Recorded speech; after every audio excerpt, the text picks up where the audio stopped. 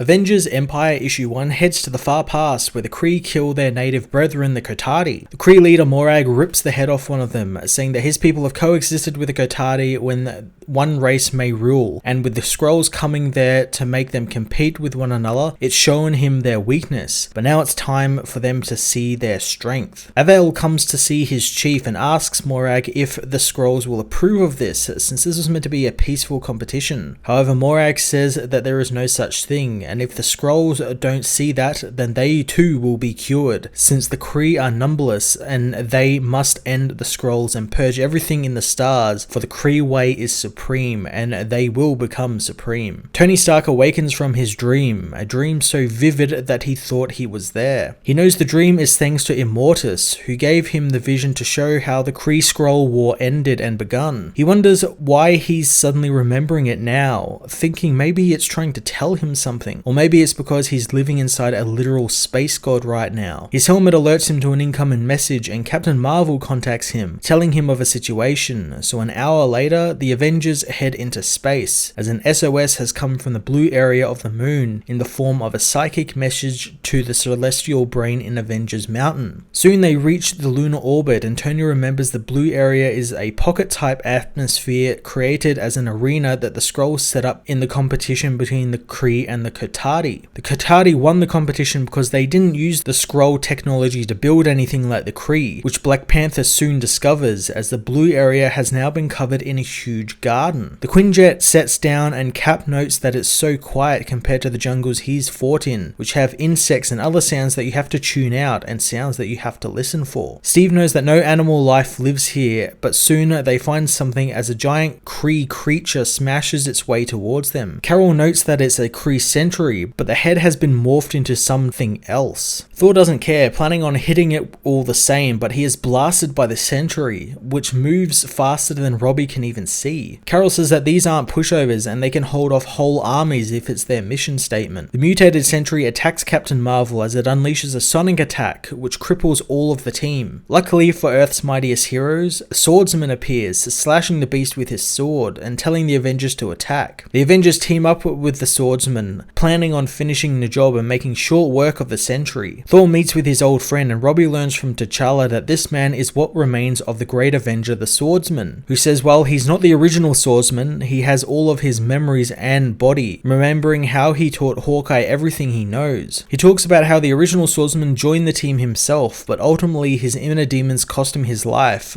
but he died in the service of the celestial Madonna Mantis, and in doing so was reborn as a Kotati. Tony's head begins spinning, since first he had the dreams of the Kotati war and now this happens, making him wonder if he believes in destiny. Robbie questions if the hero is a zombie and a plant, snapping Tony out of his thoughts as Swordsman leads them through the garden, saying that he's a perfected version of Swordsman, given a second chance that all of the Kotati deserve. He reveals this is a sacred ground to the Kotati, since it's where it all begun and it's where they rise, thanks to the Avengers. Robbie asks who the Celestial Madonna was, learning from Iron Man that it was Mantis, who was also a hero like them, who had a child with Swordsman, a child who would lead the Kotati, but Mantis grew restless and wanted her own life, so Swordsman let her go, knowing she's somewhere out in the stars, but she has visited their child and kept him on the path to greatness. Thor says that he saw that happen, but that was many years ago, and by how the boy was aging, he should finally have grown to become the Celestial Messiah. Sequoia arrives, saying that that's just a title, and his friends can always just call him Qua. The being says that he is the Messiah, however, and that he will save the universe from evil. Tony knows that the way the man speaks, it feels like the easiest thing ever for him, and even worse, Tony believes him. He notes that the other heroes are kept busy by keeping an eye out, and he has found himself at peace in the garden. He sees Thor acting like an uncle to the man, knowing that they have teamed up before when Sequoia was a teenager, but now he's a man of destiny. Thor asks about Raptra, the pirate girl, but Sequoia says that she walks a different path to him, telling the heroes to follow him. The team head to the edge of the garden, to the last piece of the old Kree city, which will be turned into the first step towards redeeming all life kind, and the first step towards a Kotati paradise. Sequoia tells Thor that it will happen, but a push would not help, a push from his old friend. Thor knows what to do, igniting his hammer and calling forth a storm, demanding it give its life-giving bounty to the land. The storm ruptures, sending down torrents torrents of rain that allow the garden to grow. Tony meanwhile knows that he doesn't have faith,